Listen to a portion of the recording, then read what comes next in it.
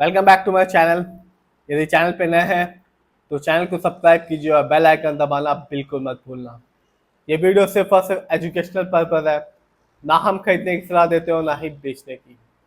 आज हम बात करने वाले हैं एक ऐसे कंपनी के स्टॉक के बारे में जिसको आज के टाइम हर कोई खरीदना चाहता है। इसका रीज़न ये है कि कंपनी ने फाइनेंशियल कंडीशन बहुत ही अच्छी है और साल दर साल या क्वार्टरली भी ये बढ़ती जा रही है।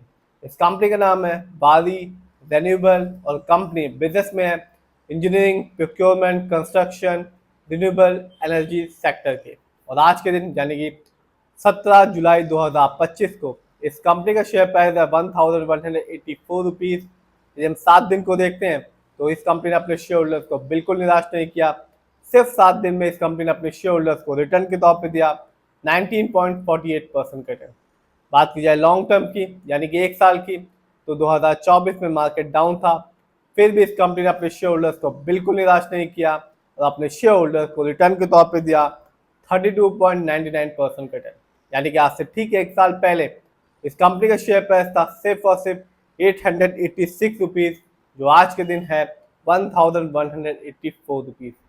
बात की जाए इस कंपनी के स्टॉक के परफॉर्मेंस की, तो 1 साल में इस कंपनी का हाईएस्ट शेयर प्राइस गया 1272 रुपीज़, जबकि 1 साल में इस कंपनी का लो शेयर प्राइस रहा 841 रुपीज़। बात की जाए इस कंपनी के कुछ इवेंट्स के बारे में, तो कंपनी ने 2025 में अपने शेयर होल्डर्स को डिविडेंड दिया हर एक शेयर के बदले में 1 रुपए का। तो जिस भी शेयर होल्डर्स के पास इस कंपनी की शेयर की एक अच्छी खासी क्वांटिटी होगी उसे एक अच्छा खासा डिविडेंड देखने को मिला होगा। बात की जाए इस कंपनी के फंडामेंटल्स की, तो मार्केट कैप अच्छा खासा है 12,546 करोड़। लार्ज कैप की कंपनी है और लार्ज कैप की कंपनी का मार्केट कैप होता है 7,000 करोड़ से लेके 20,000 करोड़ के बीच में। इसका यह मतलब होता है कि कंपनी मार्केट में एक्सपेंड कर चुकी है और एक कंटिन्यू रिटर्न निकाल के देगी। बात की जाए इस कंपनी के पीबी रेशियो की, तो कंपनी का पीबी रेशियो है 27.55। शेयर मार्केट में एक अच्छा पीबी रेशियो कहलाता है 1 या तो बिलो 3। पीबी रेशियो एक फाइनेंशियल मैट्रिक होता है जो कंपेयर करता है कंपनी की मार्केट वैल्यू को उसकी बुक वैल्यू से। बात की जाए इस कंपनी के इंडस्ट्री पी की, तो कंपनी का इंडस्ट्री पी है 61.60।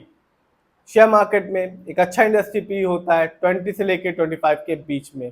इस कंपनी का इंडस्ट्री पी है 51.60।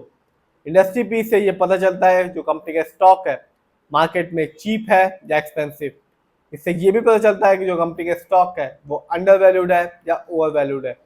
लोअर पी रेशियो अच्छा होता है दोनों के लिए, बिजनेस के लिए भी और शेयर होल्डर्स दोनों के लिए। बात की जाए इस कंपनी के डेप्ट टू इक्विटी की, तो कंपनी का डेप्ट टू इक्विटी है 0.06। कह सकते हैं ना के बराबर लोन कर जाए इस कंपनी पे। शेयर मार्केट में किसी भी कंपनी का डेप्ट टू इक्विटी अच्छा कहलाता है 1 से लेके 1.5 के बीच में। बात की जाए इस कंपनी के आरओई की यानी कि रिटर्न ऑन इक्विटी, तो कंपनी का आरओई अच्छा खासा है 50.32%। शेयर मार्केट में एक अच्छा आरओई कहलाता है 15 से लेकर 20% के बीच में। आरओई का मतलब होता है जो पैसा शेयर होल्डर्स ने कंपनी को दिया है कंपनी ने उसका सही जगह ढंग से इस्तेमाल किया भी है या नहीं।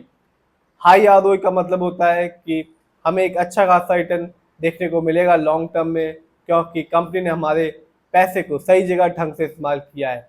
और लो आरओई का मतलब होता है कि कंपनी ने हमारे पैसे को सही जगह ढंग से इस्तेमाल नहीं किया, जिससे रिटर्न पाने की संभावना लॉन्ग टर्म में कम हो जाती है। इस कंपनी का ईपीएस टीटीएम है 21.98। शेयर मार्केट में एक अच्छा ईपीएस टीटीएम कहलाता है 80 और उससे above. Earning per share trailing 12 month का ये मतलब होता है कि कंपनी ने लास्ट 12 मंथ में कुछ अर्न किया भी है या नहीं। बात की जाए इस कंपनी के डेप्ट टू इक्विटी डिविडेंड यील्ड की, तो कंपनी का डिविडेंड यील्ड है 0.08। शेयर मार्केट में एक अच्छा डिविडेंड यील्ड होता है 2% से लेके 6% के बीच में। हाई डिविडेंड यील्ड अच्छा होता है जो इंडिकेट करता है शेयर होल्डर्स को कि इस कंपनी का स्टॉक अपने पोर्टफोलियो में ऐड करना चाहिए, जिससे एक अच्छा खासा रिटर्न की पॉसिबिलिटी बनती है। बात की जाए इस कंपनी के फाइनेंशियल कंडीशन की, यदि हम रेवेन्यू देखें तो मार्च क्वार्टर में इस कंपनी का रेवेन्यू था 481 करोड़, जबकि दिसंबर क्वार्टर में इस कंपनी का रेवेन्यू था 664 करोड़। बात की जाए ईयरली रेवेन्यू की, तो 2024 में इस कंपनी का ईयरली रेवेन्यू था 880 करोड़, जबकि 2023 में इस कंपनी का ईयरली रेवेन्यू रहा 352 करोड़। जानते हैं इस कंपनी के प्रॉफिट को, तो मार्च क्वार्टर में इस कंपनी का प्रॉफिट रहा 93 करोड़, जबकि दिसंबर क्वार्टर में इस कंपनी का प्रॉफिट था सिर्फ 53 करोड़। बात की जाए ईयरली प्रॉफिट की, तो 2024 में इस कंपनी का ईयरली प्रॉफिट रहा 148 करोड़, जबकि 2023 में इस कंपनी ने प्रॉफिट के मामले में अर्न किया सिर्फ 55 करोड़। बात की जाए कंपनी के नेटवर्थ की, तो कंपनी का नेटवर्थ 2024 में रहा 232 करोड़, जबकि 2023 में इस कंपनी का नेटवर्थ था सिर्फ 85 करोड़। जानते हैं इस कंपनी के शेयर होल्डिंग पैटर्न को, तो साफ है, प्रमोटर यानी कि इस कंपनी के ओनर्स का पैसा अपनी कंपनी में सबसे ज्यादा लगा हुआ है, जिसका परसेंटेज है 74.39%।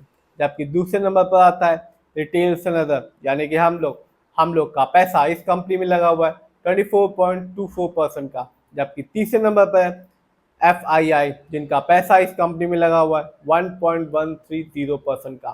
तो ये कंपनी साफ बताती है कि ये कंपनी ना केवल रिटर्न निकाल के दे सकती है, साथ ही साथ ये कंपनी अपने शेयर होल्डर्स को डिविडेंड भी दे सकती है, और कंपनी का फाइनेंशियल अच्छा है। इसी की वजह से बहुत से शेयर होल्डर्स इस कंपनी में इन्वेस्ट करने की विचार कर रहे हैं, सोच रहे हैं और ले भी रहे हैं।